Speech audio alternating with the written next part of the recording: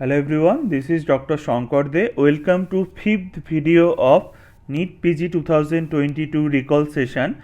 Starting with question number 41, which site of implantation causes severe vaginal bleeding? So options were ovary, fallopian tube, internal os and abdominal implantation. Among these four options, the right answer will be internal os. So internal os implantation causes severe vaginal bleeding. Coming to question number 42, identify the type of hymen. So see the image. This was the image. You can see the presence of one septum. So this is nothing but septate hymen. So with presence of one septa, this is septate hymen. So the answer is septate hymen. Answer is septate hymen. See the image of different types of hymen. This is imperforate hymen without any opening. This is annular hymen. This annular opening. Septate hymen, presence of septal wall. This is cibriform hymen or multiple porous hymen. This is parous introitus hymen. So these are the different type of hymen. So coming to question number 43, identify the equipment commonly used in ICU. So I think all of you know about this equipment. This was commonly used during our COVID time in various ICU. This is nothing but NRBM, non-rebreathing mask. So this is NRBM, non-rebreathing mask. So straightforward question, image based question, non-rebreathing mask, not Hudson mask or Venturi mask or simple face mask. Coming to question number 44, during the embryological development, testosterone release from testes is influenced by. So testosterone release from testes of embryo is mainly influenced by or increased by HCG, human chorionic gonadotrophin from placenta. So this answer is correct. Next, coming to question number 45, 60 years old male dragging abdominal pain and splenomegaly. So maybe this abdominal pain is due to massive splenomegaly. Peripheral blood smear showing leukocytosis with increase in basophil, myelocyte and metamyelocyte. So which of the following translocation is seen in this patient? So this is a typical case of CML or chronic myeloid leukemia. So chronic myeloid leukemia usually presents with massive splenomegaly in elderly age group patient. So peripheral blood smear shows all type of cell with maturation like basophil and also the some immature cells, myelocyte, metamyelocyte and blast cells can also be seen. And there is three type of this CML. One is chronic phase, another is accelerated phase when blast cells start accelerated phase, another is blastic phase. During blastic phase, blast cells is more than 20%. It looks like AML. The accelerated phase, blast cells is 10 to 20%, and during chronic phase, blast cells is less than 10%. And what is the most important translocation associated with this CML? The translocation is also known as Philadelphia chromosome, translocation 922. So Philadelphia chromosome or translocation 922.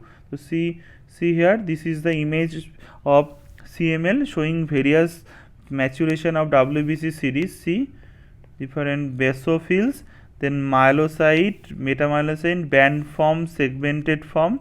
So you can see various cells. This is mature neutrophil and this is eosinophil. So this is pictures of CML. And see here the translocation that has been asked. This is ABL gene on chromosome 9 and this is BCR on chromosome 22, and see the translocation from here ABL to BCR. See here the red portion NA. So this is Philadelphia chromosome, translocation 922. So this question was asked, what is the important translocation in this case? This was very long question, clinical scenario based. Coming to question number 46, 36 weeks of gestation, BP was 150/90. So this was a case of PIH or preeclampsia. If there is also presence of proteinuria, so PIH with lab result ALT or liver enzymes elevated, LDH elevated means there may be some kind of hemolysis and platelet is decreased. So hemolysis, increased liver enzymes and decreased platelet. This is definitely typical case of HELLP syndrome. So what HELLP stands for?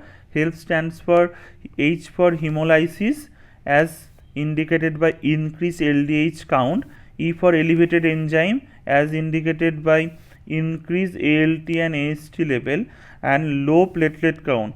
Platelet was low in the question. So this is typical presentation of HELLP syndrome. It is seen in a variant of a preeclampsia. HELLP syndrome is a variant of preeclampsia, and these are the characteristics. So this is a typical presentation of HELLP syndrome.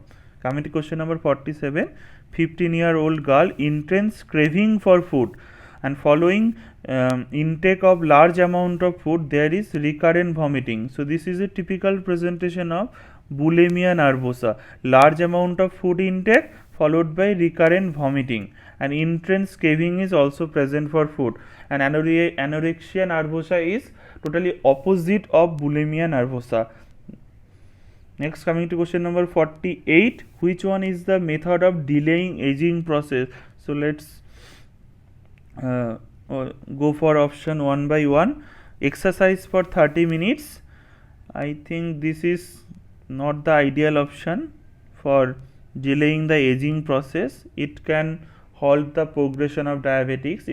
It can help in the weight reduction. And more reactive oxygen species, definitely no. This will cause more cellular damage and accelerated the aging process. Reduced level of oxygen, no. More levels of antioxidants usually delay aging process. So the here answer is calorie restriction by 30% is the answer. So this is the answer. Coming to question number 49, all of the following are true about NET except what is NET? NET is nothing but neutrophil extracellular trap.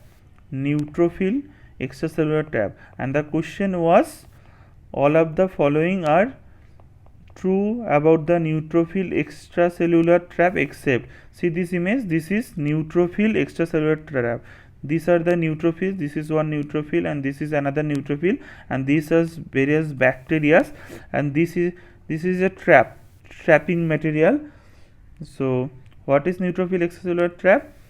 Neutrophil extracellular trap is defense mechanism of the body seen in sepsis, right? This is seen in sepsis, right? It is the interaction between neutrophil and bacteria. This is also true.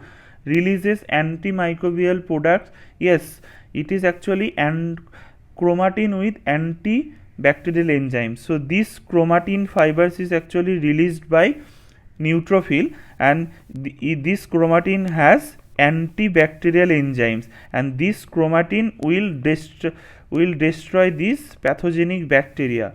So this is neutrophil extracellular trap, chromatin with antibacterial enzymes seen in sepsis or bacterial infection because of interaction between neutrophil and bacteria. So the option A is true, B is true, C is also true. Mitochondrial DNA is involved? No. In this case, mitochondrial DNA is not involved in neutrophilic extracellular trap. So this is the answer, option D. Coming to question number 50, why does cancer cell utilize Warburg effect to increase ATP production? No. Warburg effect is not for increased ATP production. To useful to make intermediates for survival? Yes, it actually useful to make intermediates for survival of the cancer cell. Next, to avoid aging? No, it doesn't avoid aging.